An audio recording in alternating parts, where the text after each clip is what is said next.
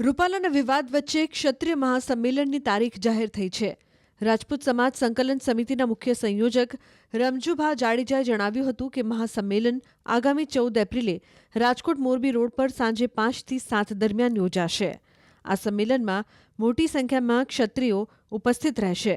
સાથે જ તેમણે વધુમાં કહ્યું હતું કે જામ સાહેબના પત્ર મામલે સંકલન સમિતિ મુદ્દે ચર્ચા કરીશું અને અમે જામ સાહેબને મળવાનો પણ પ્રયાસ કરીશું. રમજુભાઈએ ઉમેર્યું કે આ આંદોલન સામાજિક છે, કોઈ રાજકીય નથી.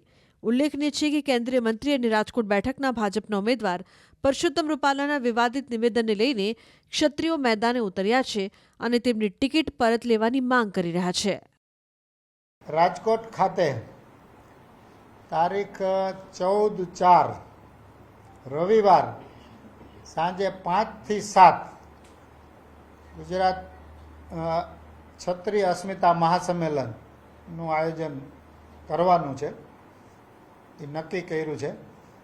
અને રાજકોટથી મોરબી રોડ ઉપર રતનપર ગામ પાસે ભવ્ય રામ મંદિર છે.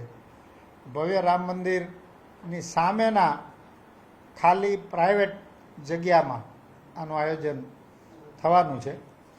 અને લાખોની સંખ્યામાં ક્ષત્રિયોના શુભેચ્છક સમાજો એમાં હાજરી આપશે.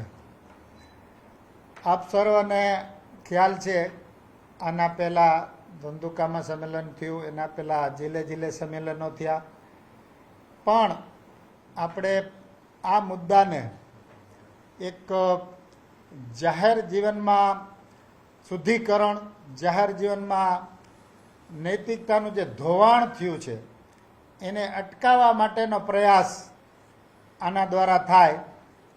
શ્રી પરસોત્તમભાઈની ઉમેદવારી રદ થાય એટલા માટે આપણે એક દાખલો એવો બેસાડવા માગીએ છીએ કે પૂર્વજોએ ઘણા વર્ષોથી, સંતો મહંતોએ, પૂર્વજોએ, ભારતની પ્રજાએ જે ભારતનું નિર્માણ કર્યું એમાં અત્યાર સુધી જે કાંઈ મૂલ્યો, સારા મૂલ્યોને આપણે જાળવી શક્યા ને એમાં જે ખામી હવે આવી રહી છે એને કોકને કોક જગ્યાએ અટકાવવી જરૂરી છે. કોકને કોક જગ્યાએ એમાં શુદ્ધિકરણ કરવું જરૂરી છે.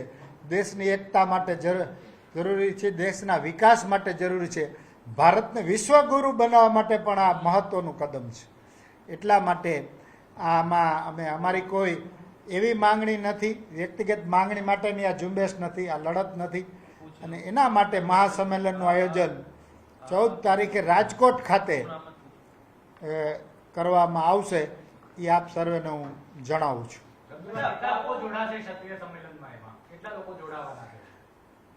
ચોક્કસ આંકડો અત્યારે કેવો વહેલો ગણાશે, પણ લાખોની સંખ્યામાં જોડાશે એ વાત નિશ્ચિત છે. સંમેલનો આજની તારીખમાં પાટણમાં મોટું સંમેલન છે, મુન્દ્રામાં મોટું સંમેલન છે, ધાંગધ્રામાં મોટું સંમેલન છે, બીજી એક બે જગ્યાએ મોટા સંમેલનો છે, 4-5 જગ્યાએ સંમેલનો છે.